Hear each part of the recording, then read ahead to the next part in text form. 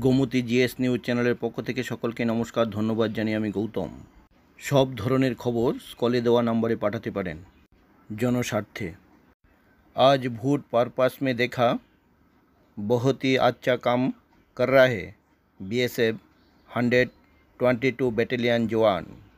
দেশের গণতন্ত্রকে মজবুত করার লক্ষ্যে ভারত বাংলাদেশ সীমান্ত এলাকার জওয়ানরা তারা তাদের দায়িত্ব পালনের সাথে সাথেও দেখা যায় ভোট চলাকালীন সময়ে যাতে করে কোনো ধরনের অকৃতি কাজ না ঘটে সেই জন্য বর্ডার এলাকায় বাইক, গাড়ি এবং ছোট বড় যানবাহনগুলি চেকিংয়ের কাজ চলছে।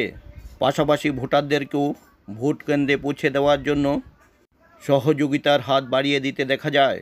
করবুক মহকুমার অমৃতপাড়া থেকে গন্ডাছড়া মহকুমার রসনাধান